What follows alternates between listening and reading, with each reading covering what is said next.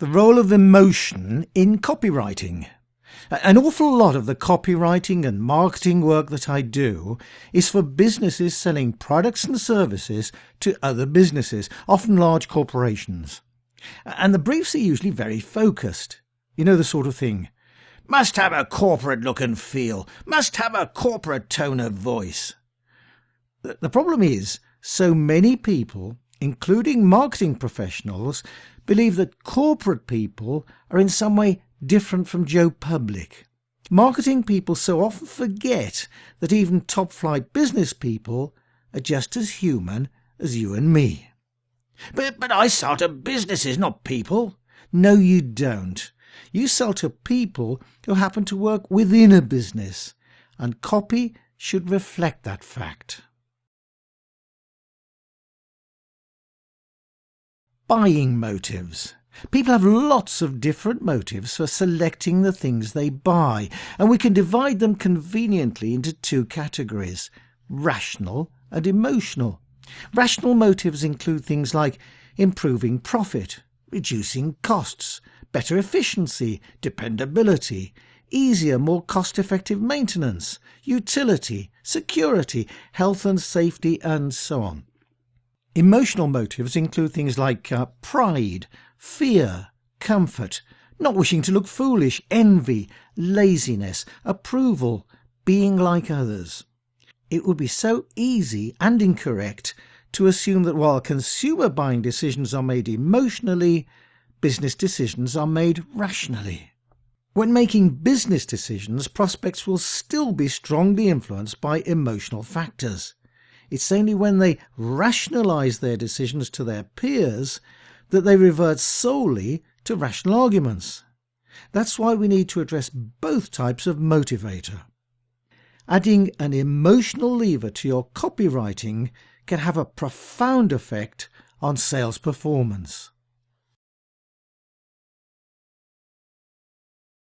Proof of the pudding. Let me give you a real-life example where switching the focus from rational to emotional arguments transformed sales performance. I was once contacted by a company that sold scientific equipment that cost thousands of pounds, and it was sold to toxicologists. The business case, the rational reasons for purchase, were overwhelming. On paper, there's just 20 years during which drug companies can make big profits from the drugs.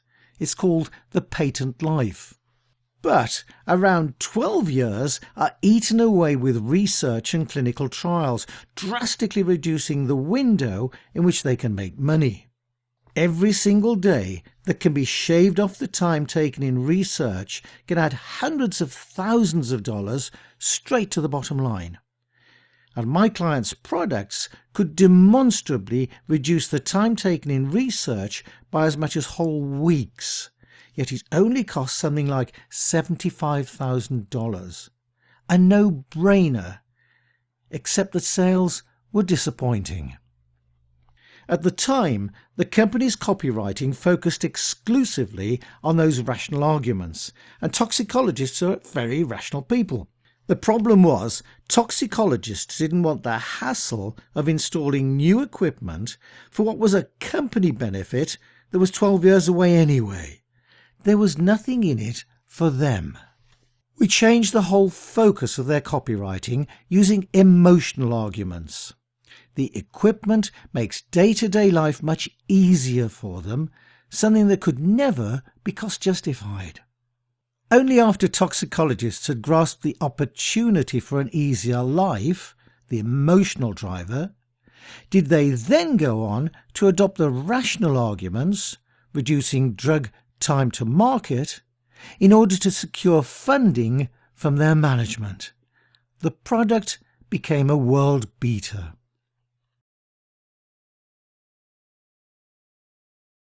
Business decision makers don't have two heads. In their spare time, business professionals, scientists, politicians, public sector decision makers and their ilk all read the same sort of publications we all read. But journalists on those publications don't write stuffy, boring corporate speak. They write lively, often conversational copy. And even high-profile decision-makers respond to the emotions in sales copy as much as they do the rational.